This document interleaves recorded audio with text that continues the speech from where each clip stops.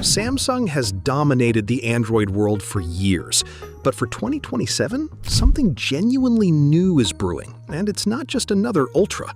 According to multiple South Korean supply chain reports, Samsung is preparing its first ever 4-phone Galaxy S lineup, and the star of the show is a brand new model, the Samsung Galaxy S27 Pro. Here's the twist nobody expected.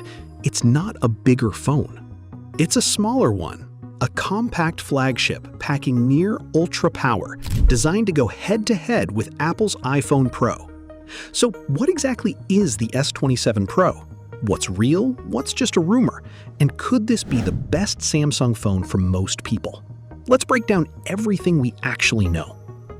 For years, Samsung's flagship strategy was simple: the base Galaxy S, the Plus, and the top-tier Ultra. Clean and predictable. But buyers have changed. A huge group wants flagship power and premium cameras without a giant phone and without the Ultra price tag. Apple proved this works with its compact Pro models, and Samsung has been losing those customers. There's also history here. Samsung already tested a fourth model with the Galaxy S25 Edge in 2025, an ultra-thin phone.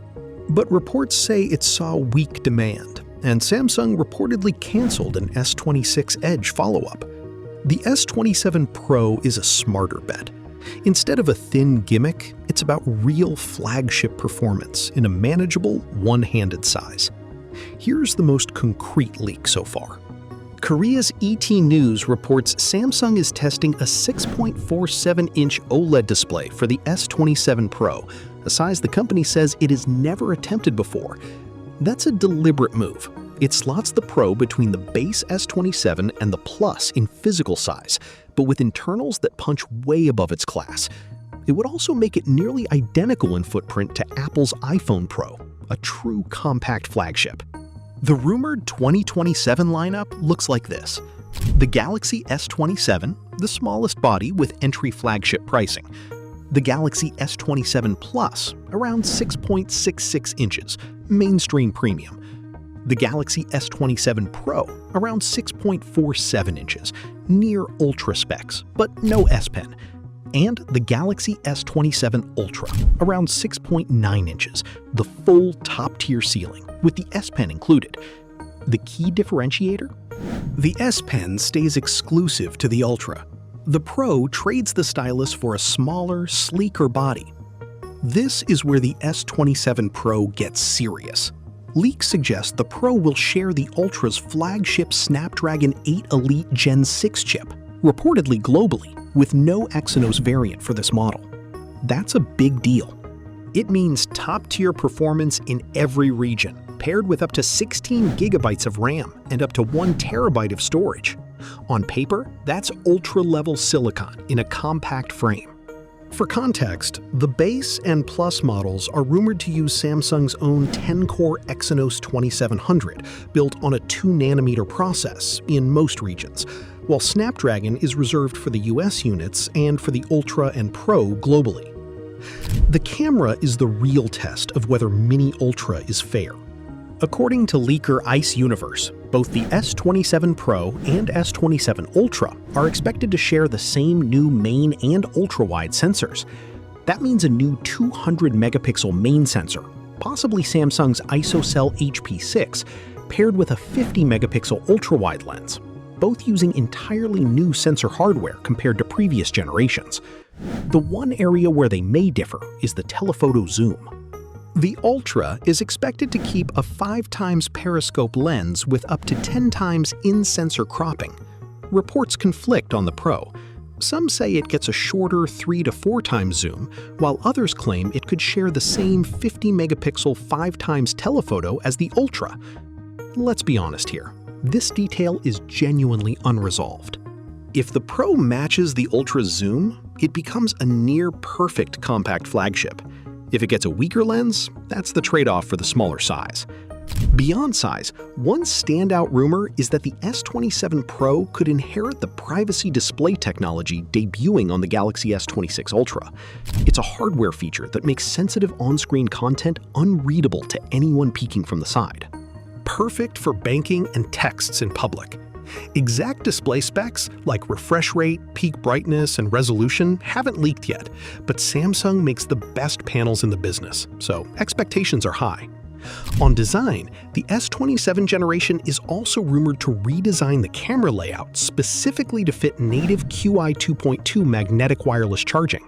That finally adds built-in magnets, so you won't need a special magnetic case for alignment. One of the biggest complaints about compact phones is battery life. Leaks suggest the S27 Pro directly addresses this with 3 upgrades over the smaller 2026 models: a new camera sensor, a larger battery, and a thinner body. Reports floated roughly 5,000 mAh with 60-watt wired charging, matching the Galaxy S26 Ultra's charging speed. But note, the exact battery capacity has not been confirmed yet. By 2027, AI will be the defining smartphone battleground.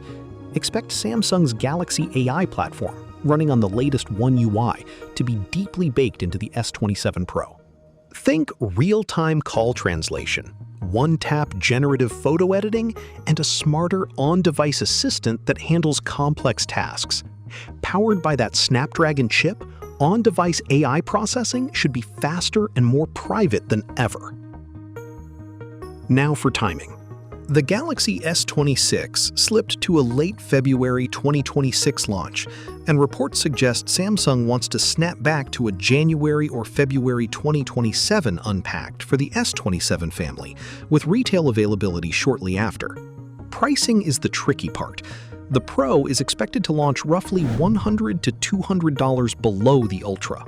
With the S26 Ultra starting at $1,299, that puts the S27 Pro somewhere around $1,100 to $1,200. The catch? The Plus also launched around $1,100, so Samsung will need to clearly separate 4 flagships or risk them cannibalizing each other. Some analysts suggest Samsung may push the Ultra's ceiling toward $1,400 or more to make room. None of this is confirmed.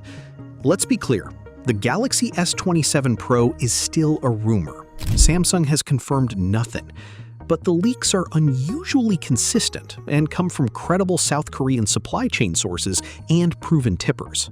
If it ships as described, a compact 6.47-inch body, the Ultra's Snapdragon chip, a shared 200-megapixel camera, privacy display, and a price below the Ultra, it could genuinely become the sweet spot of the entire Galaxy lineup, the compact flagship Android fans have been begging for. The make or break factors? The telephoto camera, whether the Snapdragon chip and privacy display survive to launch, and smart pricing that separates it from the Plus.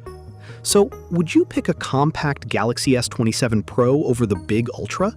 Or is the S Pen and that giant screen worth keeping? Let me know in the comments.